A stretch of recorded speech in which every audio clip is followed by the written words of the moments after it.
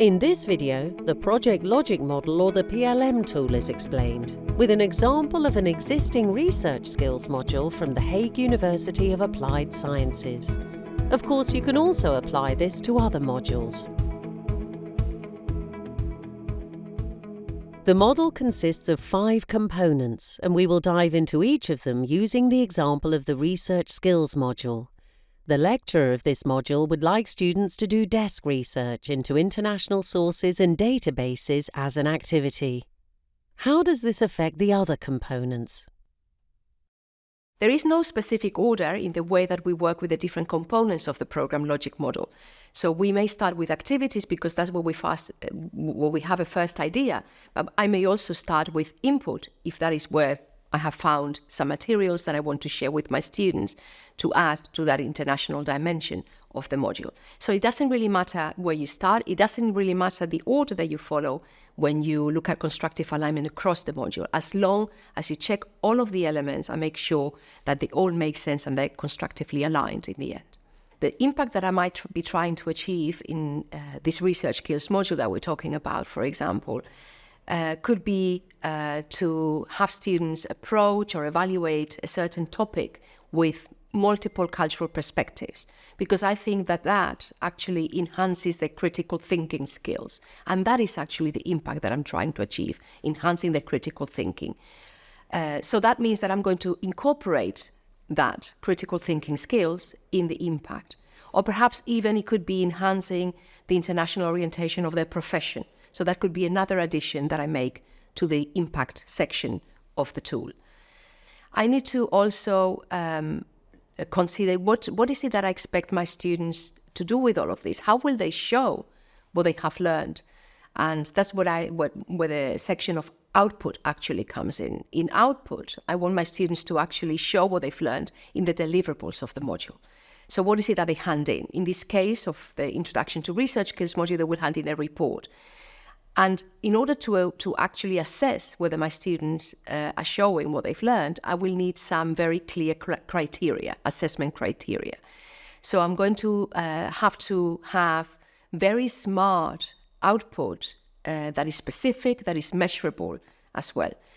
To be very concrete with research skills, I could be thinking of adjusting the annotated bibliography, which I already had in my module, and explicitly mention that students need to include, for example, 5 European sources and 3 sources from the Global South, and that the report will need to have a comparative analysis as well. Well, I expect that students might have difficulty finding sources. So we might want to think in incorporating in the section of input a lecture or a session or some sort of instruction to show students how they can actually look for sources from different contexts. We may even think of inviting our library staff to explain or to show our students how to work with databases to allow them to look for sources of different contexts.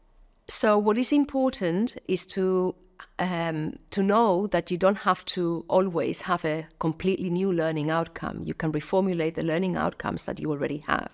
In the case of the research skills module, we have a learning outcome where we expect students to critically evaluate the sources or to use sources critically.